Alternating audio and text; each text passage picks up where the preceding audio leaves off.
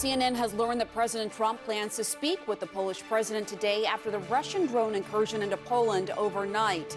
Poland says it shot down several Russian drones after 19 violations of its airspace. The Polish prime minister says his country is now closer to a conflict than at any point since World War II. This is all very, very alarming. And joining us now is Poland's deputy prime minister and the foreign minister, Radosław Sikorski. Minister, thank you so much for joining us. What is your message right now, the government of Poland's message that it wants to convey to the White House? Well, our president visited Washington last week. I also saw Secretary Rubio last week. And we need to keep the number of American troops in Poland. We also need additional anti-aircraft assets to protect our airspace, which is NATO airspace and EU airspace. We would also appreciate it if the pressure on the aggressor, on Russia, was increased. And of course, Ukraine needs more help, because what we went through last night is, of course, just a pale reflection of what Ukraine is going through almost every night, with hundreds of drones and dozens of cruise and ballistic missiles hitting Ukrainian cities. Poland calls this an act of aggression. Do you believe this would have happened if the U.S. had been putting more pressure on the aggressor?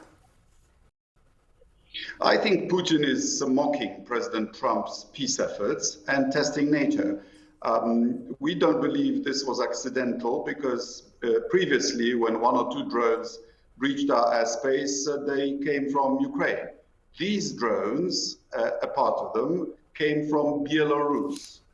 And therefore, this was likely planned. It's also accompanied by a huge Russian disinformation campaign. If you hear someone saying that this was a Ukrainian provocation, you can be sure that this is either Russian propaganda or someone parroting Russian propaganda.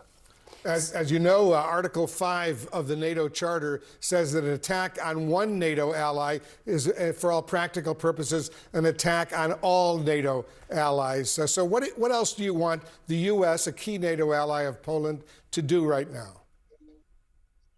We have not invoked Article 5, but we have invoked Article 4, which says that when a party to the treaty feels threatened, she may consult with allies about what to do. Turkey invoked it in the past and was reassured with extra Patriot batteries. This was in response to threats emanating from the Middle East. We also expect allies to back their words of solidarity with deeds. And we need more anti-aircraft assets, and we need a drone wall on the border of NATO. Walk us through your thinking of invoking Article 4, which is just below Article 5. As Wolf noted, Article 5 would be an attack on one, is an attack on all. Walk us through why you stopped short of invoking Article 5.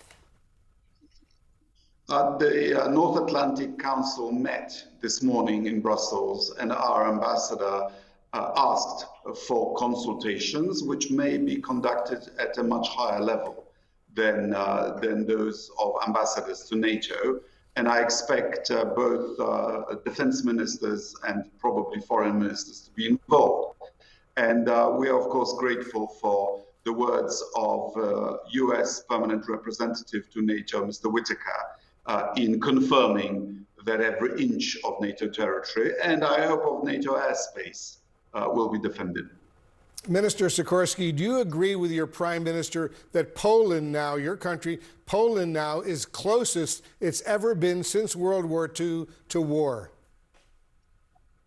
Well, we've learned for 500 years that when Russia threatens us, we unfortunately have to take it deadly seriously, because Russia has been conducting a cruel, illegal aggression against Ukraine, and we are a neighbor of Ukraine. And Russia has attacked us many times in the past.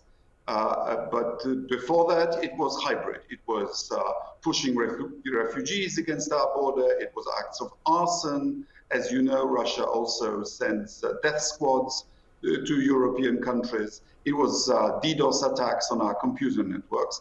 But this is kinetic. One very quick question before I let you go, Minister. When you were in Washington last week, did you raise with the U.S. your concerns that Russia might launch drone and ballistic missile strikes against Poland? Well, this is what NATO is for common defense against threats. Remember that Russia is also about to start a Zapad exercise, which has a very aggressive anti-NATO scenario. Yes, I spoke to Mr. Colby, I spoke to General Kellogg, I spoke to Kevin Hassett at the White House, and our president spoke to President Trump. So we hope that the US finally appreciates that Putin doesn't want a ceasefire. He doesn't seem to be prepared to go for peace. He needs to be deterred, and we need to change his calculus by imposing additional sanctions and by helping Ukraine. Foreign Minister Radoslaw Sikorski, thank you so much for joining us. Good luck to you. Good luck to all the people of Poland. We appreciate what you're doing, and we will stay in close touch with you. And as we say in Polish, dziękuję.